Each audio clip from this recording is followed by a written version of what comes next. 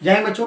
आज carbon compounds का एक और टॉपिक जो है एलोट्रॉप्स, उसके बारे में हम लोग आगे पढ़ेंगे। एलोट्रॉप्स जैसे कि हमने बताया था, जिसका फिजिकल प्रॉपर्टी डिफरेंट होता है और केमिकल प्रॉपर्टी सेम होता है। मतलब जो तत्व बने रहेंगे उस तत्व सेम तत्व से बने होंगे और उसका ढांचा, रंग, रूप, साइज जो है वो दोनों का अलग होगा। उसको हम लोग एलोट्रॉप्स कहते हैं। इसमें 3 एलोट्रॉप जो है इस चैप्टर में पढ़ना है, डायमंड, ग्राफाइट और फुलरेज। जिसमें डायमंड और ग्राफाइट के बारे में इसलिए डिस्टिंग्विश किया गया है क्योंकि ये दोनों कार्बन से ही बने हैं, पर दोनों का नेचर जो है एकदम विपरीत है, अपोजिट है। इसलिए इन दोनों का डिफरेंशिएशन जो है अक्सर बोर्ड एग्जाम में पूछे जाते हैं और इससे रिलेटेड बहुत सारे सवाल भी बनते हैं, जो कि अंदर हम लोग देखेंगे।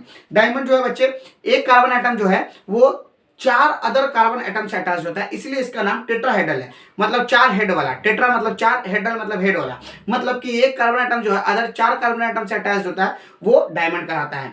दूसरी बात, ये रिजिड स्ट्रक्चर बनाता है, इसलिए इसमें हार्डेस्ट प्रॉपर्टी आती है। और ये 3 डायमेंशनल स्ट्रक्चर होता है, जिसके वजह से अगर एक रे भी अगर इसमें डाला गया लाइट का, तो वो पूरे डायमंड को जगमगा देता है, चमकीला बना देता है। तो 3 डायमेंशनल स्ट्रक्चर होता है। ये हमने बताया रिजिड स्ट्रक्चर प्रोवाइड करता है और एक कार्बन एटम 4 कार्बन एटम से अटैच होता है, तो पकड़ेगा बहुत भयानक, फोर्स ऑफ अट्रैक्शन बहुत तगड़ा होगा पार्टिकल्स के बीच में। मतलब कि गैप होने की चांसेस नहीं है, फोर्स ऑफ अट्रैक्शन तगड़ा है, तो सब्सटेंस कैसा होगा, हार्डेस्ट सब्सटेंस होगा। ठीक है। दूसरा और आगे की बात है कि ये कलरलेस होता है, मतलब इसका कोई कलर नहीं होता है, इसकी कलर कोई भी कलर नहीं होती, कलरलेस कराता है। और साथ ही साथ ये ट्रांसपेरेंट होता है, मतलब कि एक जगह से दूसरी जगह आप आराम से देख सकेंगे डायमंड के माध्यम से। ट्रांसपेरेंट का मतलब होता है which allow light to pass through it, मतलब उसके अंदर से आप लाइट पास भी करा सकते हैं, तो वो ट्रांसपेरेंट होता है।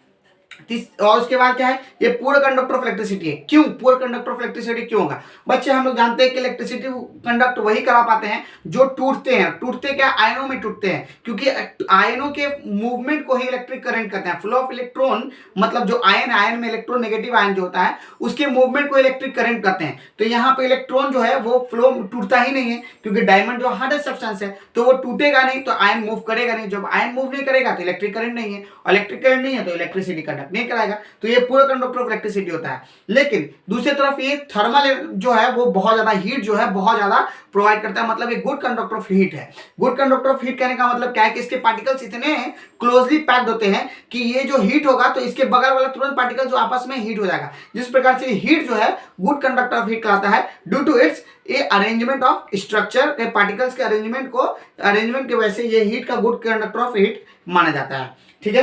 ग्राफाइट दूसरी तरफ देखते हैं। ग्राफाइट जो है एक कार्बन एटम 3 कार्बन एटम से अटैच्ड होता है। ध्यान रहे कि एक कार्बन एटम 3 कार्बन एटम से अटैच्ड होता है और ये फ्लैट स्ट्रक्चर प्रोवाइड करता है, मतलब प्लानर रूप में देखने को मिलता है। हेक्सागोनल अरे या हेक्सागोनल रिंग के रूप में होता है, मतलब कि 6 के रूप में रहता है। हेक्सागन मतलब 6 साइड इसका होता है, और इसी 6 के रूप के वजह से ये इजिली ब्रेकेबल होता है। जैसे कि मैंने बताया था कि लंबा चेन को तोड़ने, चेन चोर जब खेलते हैं तो लंबा चेन को तोड़ना आसान होता है रादर देन कि छोटा वाले चेन को तोड़ने से। ठीक है। तो छोटा जिसका 1-2 से है वो तोड़ना मुश्किल होता है, लंबा वाले चेन से ज्यादा आसानी से टूट पाता है। तो ये हेक्सागन है जिसकी वजह से इजिली ब्रेकेबल है, मतलब कि सॉफ्ट हो जाता है, आराम से टूट जाता है, स्मूथ होता है और स्लिपरी टच होता है। कैसा होता है? स्लिपरी टच, मुलायम टच होता है। ठीक है।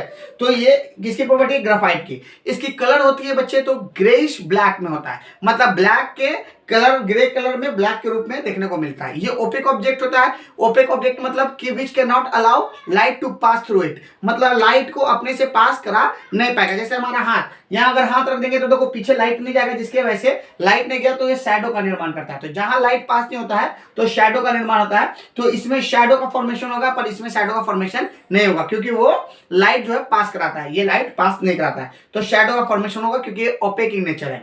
चलिए, ये गुड